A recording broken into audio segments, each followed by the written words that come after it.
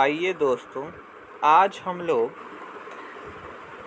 पदार्थ चैप्टर को को समझेंगे। सॉरी दोस्तों, मैंने डिस्प्ले बोल दिया। आज हम लोग पदार्थ चैप्टर को पढ़ेंगे, उनके बारे में समझेंगे, जो कि क्लास 9th का पहला चैप्टर है। ठीक है, और ये मैंने NCERT से कवर किया है। तो आइए देखते हैं इनके कौन कौन से इम्पोर्टेंट पॉइंट हैं। इन्हें मैं 3 या 4 पार्ट में कवर करूँगा। तो आइए समझते हैं। सबसे पहले हम लोग समझते हैं कि पदार्थ होता क्या है। ठीक है दोस्तों, आप इसे नोट्स की तरह भी आप अपने नोट्स बना सकते हैं, इनसे अपने नोट्स की तरह यूज़ कर सकते हैं और अपने बोर्ड की एग्ज़ाम की तैयारी भी कर सकते हैं इससे। ठीक है दोस्तों, तो सबसे पहले समझते हैं पदार्थ क्या है। तो वे सारी वस्तुएं, ठीक है, जिनमें क्या होता है, द्रव्यमान होता है। जिनमें क्या होता है दोस्तों, द्रव्यमान होता है। द्रव्यमान तो आप समझते ही हैं क्या होता है। अभी के लिए बस इतना समझ लीजिए, द्रव्यमान का मतलब होता है भार, ऐसे समझिए। वैसे भार और द्रव्यमान दोनों में अंतर होता है, लेकिन आप इतना समझ लीजिए कि कुछ न कुछ इसमें जिसमें मास होता है, ठीक है, जो कुछ भारी होता है, उसे आप अभी इस वक्त द्रव्यमान समझिए। ठीक है, तो वे सारी वस्तुएं जिनमें द्रव्यमान होता है और जो कुछ स्थान घेरती हैं, जिन्हें हम लोग आयतन भी कहते हैं। मतलब पदार्थ में द्रव्यमान भी होता है, पदार्थ में आयतन भी होता है। ठीक है, इसे हम लोग पदार्थ कहते हैं। ठीक है दोस्तों, अब जैसा कि हम लोग जानते हैं कि जिस हवा में हम सांस लेते हैं दोस्तों, ठीक है, हम जिस हवा में सांस लेते हैं, ठीक है, जो हम भोजन खाते हैं, बादल, तारे, पत्थर, पेड़ पौधे, पशु, यहाँ तक कि पानी की एक बूंद या रेत का एक कण, ये सभी पदार्थ होते हैं। मतलब आप ऐसे सोच सकते हैं जिसमें कुछ न कुछ द्रव्यमान हो और जो कुछ न कुछ स्थान घेरती है, उसे हम लोग पदार्थ कहते हैं दोस्तों। तो दुनिया में जितने भी चीज़ें हैं वो सारे पदार्थ हैं। तो आइए दोस्तों आगे समझते हैं कि क्या है। ठीक है, तो आधुनिक वैज्ञानिकों ने पदार्थ को भौतिक गुणधर्म एवं रासायनिक प्रकृति के आधार पर 2 प्रकार से बांटा है, 2 तरह से वर्गीकृत किया है। मतलब हम लोग कह सकते हैं कि भौतिक के आधार पे एक पदार्थ का वर्गीकरण है, जिनमें अलग अलग प्रकार आते हैं, और एक जो है रासायनिक गुण के आधार पे है, जिनमें भी अलग अलग तरह के प्रकारों को हम लोग देखेंगे पदार्थ के। ठीक है, सबसे पहले यहाँ पे हम लोग डिस्कस करेंगे भौतिक गुणधर्मों को। ठीक है, और भौतिक गुणधर्म के आधार पे पदार्थ के कितने प्रकार होते हैं उनको यहाँ पे डिस्कस करेंगे। आगे की क्लास में हम लोग रासायनिक प्रकृति के आधार पे पदार्थों के वर्गीकरण को समझेंगे। तो आइए देखते हैं दोस्तों पदार्थ का भौतिक गुण। ठीक है, तो सबसे पहले समझते हैं कि पदार्थ जो होते हैं वो कणों के बने होते हैं। क्या होता है दोस्तों, पदार्थ जो होते हैं वो कणों के बने होते हैं। ठीक है, मतलब हम कह सकते, जिन्हें हम लोग कण जो कहते हैं, मतलब हर पदार्थ, ईंट से लेकर पत्थर तक, चाहे जो भी पदार्थ हो, वो छोटे छोटे सूक्ष्म कणों से मिलकर बने होते हैं। ठीक है दोस्तों, अब मैंने यहाँ पे एक NCERT से ही एक पिक्चर को उठाया है, ज़रा इसे आप समझने का कोशिश करें। अब जैसे मान लेते हैं कि एक बीकर में हम थोड़ा सा जल लेते हैं। ठीक है दोस्तों, जैसा कि इस पिक्चर में दिखाया गया है। ठीक है, अब इस जल में थोड़ा सा हम लोग नमक मिला देते हैं। तो अब जब मिलाने के बाद आप देखेंगे कि नमक और जल, ठीक है, नमक और जल जो हैं वो आपस में मिल चुके हैं।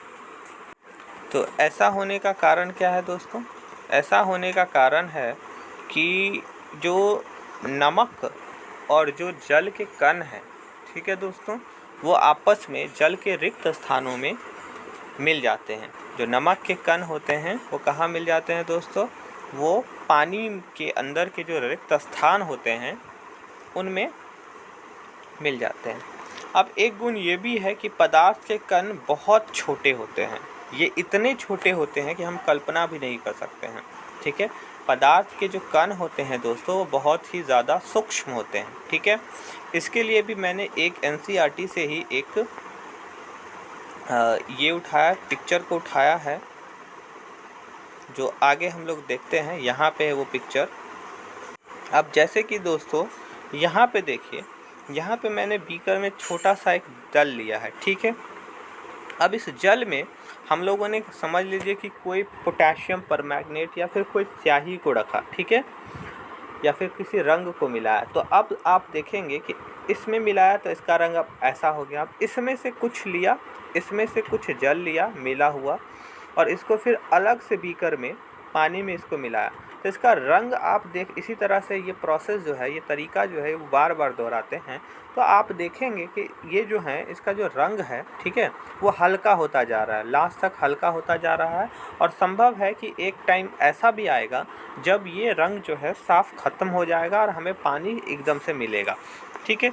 तो आप इस बात से आप अंदाज़ा लगा सकते हैं कि पदार्थ के कण इतने छोटे होते हैं कि हर बार इसको मिलाने पे, तनुकृत करने पे घोल का रंग हल्का होता जाता है, फिर भी ये पानी जो है हल्का सा रंगीन नज़र आता है। तो इतने कण छोटे होते हैं पदार्थ के, तो इसकी हम लोग कल्पना भी नहीं कर सकते हैं, ठीक है दोस्तों। इस एग्जाम्पल से आप समझने का कोशिश कीजिए, ठीक है। इसके अलावा पदार्थ के कणों के बीच रिक्त स्थान होता है, ये हम लोगों ने आगे समझ लिया। और पदार्थ के कण जो होते हैं वो निरंतर गतिशील होते हैं, ठीक है। अब यहाँ पे देखिए दोस्तों कि पदार्थ के कण चूँकि निरंतर गतिशील होते हैं, इसका मतलब है दोस्तों इनमें गतिज ऊर्जा होती है। इनमें क्या होती है? गतिज ऊर्जा होती है। और तापमान बढ़ने से कणों की गति तेज हो जाती है, ठीक है दोस्तों। और इसीलिए हम यह कह सकते हैं कि तापमान बढ़ने से कणों की गतिज ऊर्जा भी बढ़ जाती है दोस्तों। इम्पोर्टेंट पॉइंट है दोस्तों, अक्सर ऑब्जेक्टिव के क्वेश्चन में ऐसा पूछा जा सकता है कि तापमान बढ़ने से क्या पदार्थ के कणों की गतिज ऊर्जा बढ़ सकती है, घट सकती है, या इस पर कोई प्रभाव नहीं पड़ेगा। तो इसका सही आंसर है दोस्तों कि तापमान बढ़ने से कणों की जो गतिज ऊर्जा है वो बढ़ जाती है दोस्तों, ठीक है दोस्तों। आप इसे अपने नोट्स में इम्पोर्टेंट करके लिखें। अब दोस्तों हम लोग समझते हैं कि विसरण क्या होता है। अक्सर 2 नंबर के क्वेश्चन में ऐसा पूछ लिया जाता है, ऑब्जेक्टिव में आपसे ऐसा क्वेश्चन पूछ लिया जाता है। विसरण क्या होता है, आइए इसे समझते हैं। तो पदार्थ के कण जो है अपने आप ही एक दूसरे के साथ अंतः मिश्रित हो जाते हैं, जैसे कि हम लोगों ने पानी और नमक के केस में देखा, ठीक है। ऐसा कणों के रिक्त स्थानों में समावेश के कारण होता है। ऐसा क्यों होता है दोस्तों? क्योंकि पदार्थ के कणों के बीच रिक्त स्थान होता है। तो नमक के जो कण हैं वो पानी के कणों के बीच मौजूद रिक्त स्थानों में समावेश हो जाते हैं। तो यही चीज़ विसरण कहलाता है दोस्तों। 2 विभिन्न पदार्थों के कणों का स्वतः मिलना ही विसरण कहलाता है, ठीक है दोस्तों। आगे हैं, पदार्थ के कण एक दूसरे को आकर्षित करते हैं। पदार्थ के जो कण होते हैं वो एक दूसरे को आकर्षित करते हैं। तो ये कुछ गुण थे पदार्थ के, ठीक है, भौतिक गुण थे पदार्थ के। आप इन्हें अपनी नोटबुक में लिख लें। बोर्ड के पॉइंट ऑफ व्यू से ये बहुत ज़्यादा इम्पोर्टेंट है, ऑब्जेक्टिव में भी ये आपको काम देगा, ठीक है दोस्तों। अब आगे आते हैं, तो पदार्थ की अवस्थाएं। तो पदार्थ की भौतिक अवस्थाएं 3 हैं दोस्तों। एक है ठोस, द्रव और गैस। आइए बारी बारी से समझते हैं। सबसे पहले हम लोग ठोस के बारे में समझते हैं, ठीक है दोस्तों। जो ठोस पदार्थ होते हैं उनके आकार निश्चित होते हैं। उनके आकार कैसे होते हैं? निश्चित होते हैं, ठीक है। और स्पष्ट सीमा तथा स्थिर आयतन होते हैं, यानी कि इसका जो संपीड्यता होता है, कंप्रेशन होता है, वो बहुत ज़्यादा कम होता है। और बाह्य बल लगाने पे भी ठोस अपने आकार को बनाए रखते हैं। बल लगाने पे ठोस जो है वो टूट सकते हैं, लेकिन इनका आकार जो होता है वो नहीं बदलता है, इसलिए ये दृढ़ होते हैं। एग्जाम्पल के तौर पे आप पत्थर का एग्जाम्पल ले सकते हैं दोस्तों। अब पत्थर जो है उसका आकार एक निश्चित होता है। आप उस पर अगर बल लगाइएगा तो पत्थर हो सकता है वो चकनाचूर हो जाए, वो टूट जाए, लेकिन वो अपना आकार कभी चेंज नहीं कर सकता है। तो इस कारण से हम लोग कह सकते हैं कि पत्थर जो है वो एक ठोस पदार्थ है, ठीक है। दूसरा जो है वो है द्रव अवस्था, पदार्थ की द्रव अवस्था।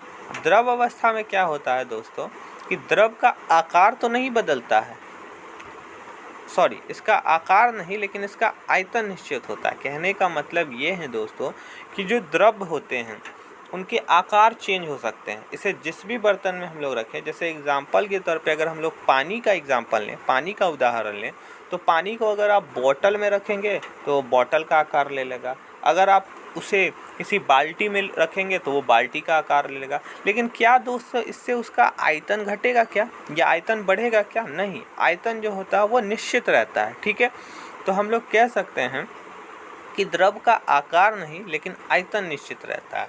अब द्रवों में बहाव होता है और इनका आकार भी बदलता है, इसलिए ये दृढ़ नहीं होते हैं। द्रव जो होते हैं वो तरल होते हैं, ये याद रखिए दोस्तों।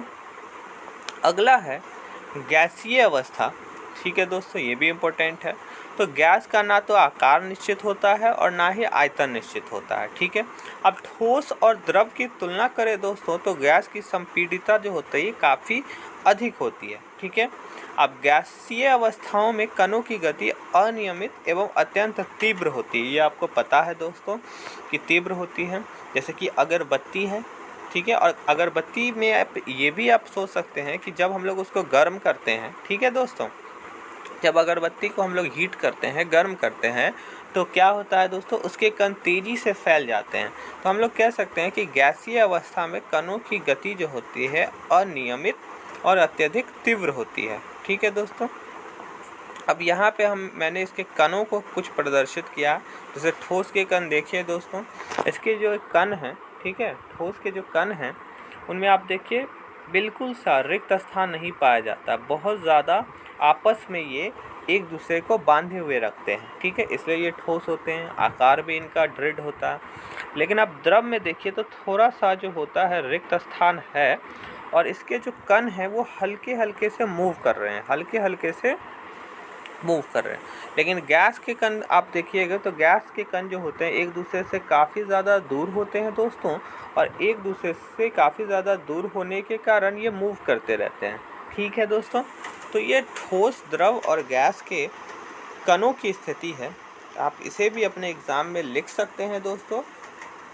तो ये ठोस, द्रव और गैस जो कि भौतिक अवस्थाएं हैं, इसके अलावा भी दो और अवस्थाएं हैं जिन्हें हम लोग आगे के क्लास में समझेंगे दोस्तों। आप इन्हें नोट्स की तरह लिख लें, ये आपके एग्ज़ाम के पॉइंट ऑफ व्यू से बहुत ज़्यादा इम्पोर्टेंट है और ये NCERT का कंटेंट है दोस्तों, तो आपके लिए बहुत ज़्यादा इम्पोर्टेंट है। तो मिलते हैं दोस्तों अगले क्लास में।